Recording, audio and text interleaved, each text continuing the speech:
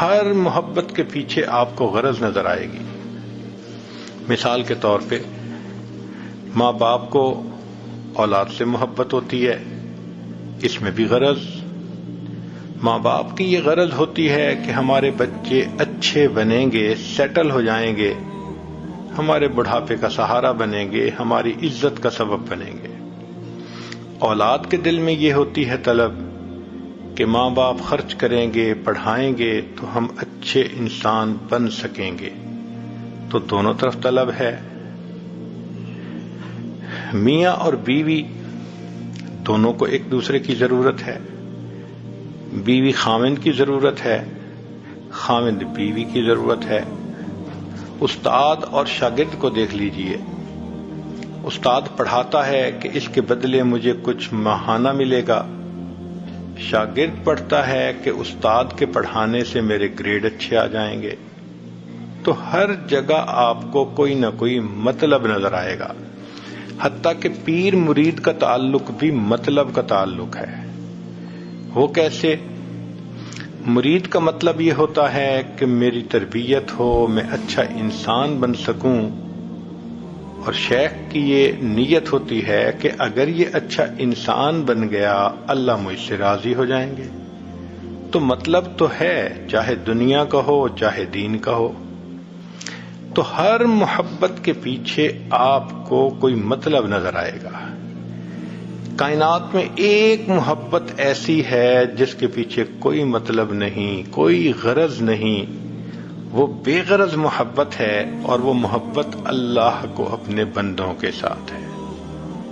ساری دنیا کے لوگ صدیق اکبر رضی اللہ تعالیٰ عنہ جیسے بن جائیں، اللہ کی شان میں کوئی اضافہ نہیں ہوتا.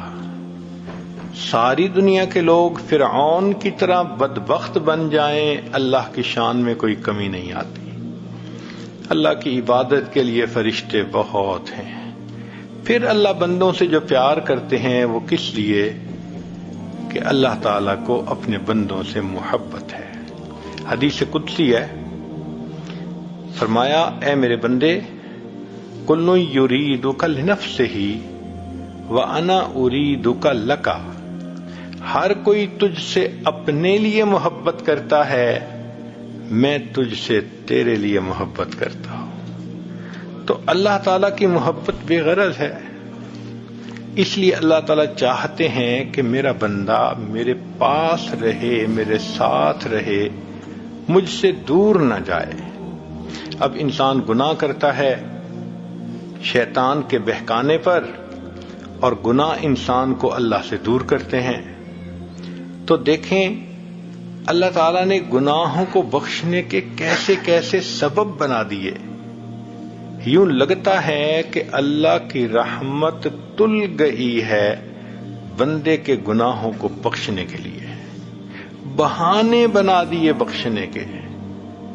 غور کریں تو حیرانی ہوتی ہے میرے بندے، شیطان نے گناہ کروائے تجھے مجھ سے دور لے جانے کے لیے، میں نے بخشنے کے انتظام کر دیے تجھے اپنے قریب کرنے کے لیے.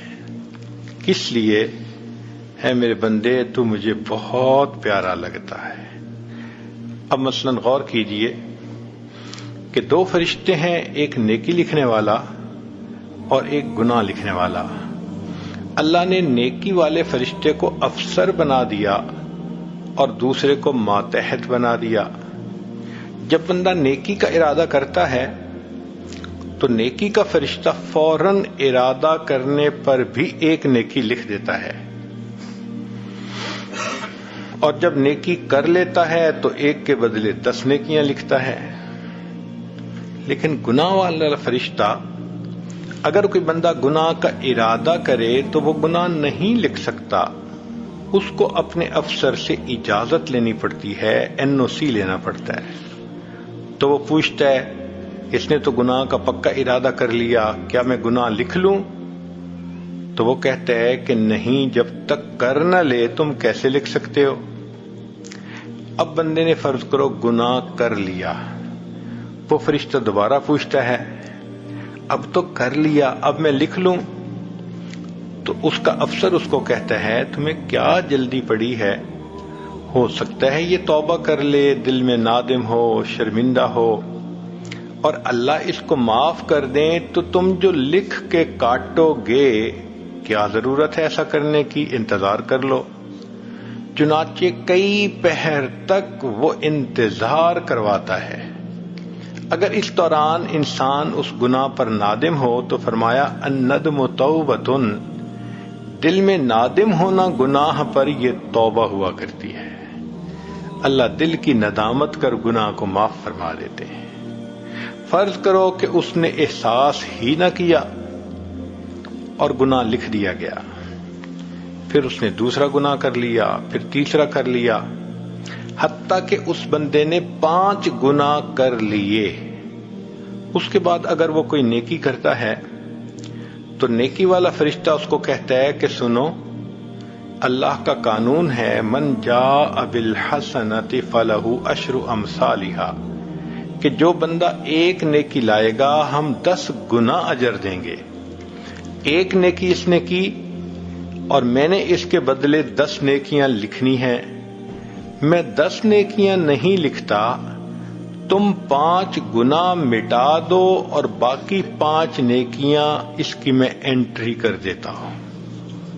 اللہ اکبر کبیرہ، اللہ کی رحمت کا معاملہ دیکھیے، 5 گناہ مٹا دیے جاتے ہیں اور بقیہ 5 نیکیاں لکھ دی جاتی ہیں۔ کیوں؟ اے میرے بندے، تو مجھے بہت پیارا لگتا ہے۔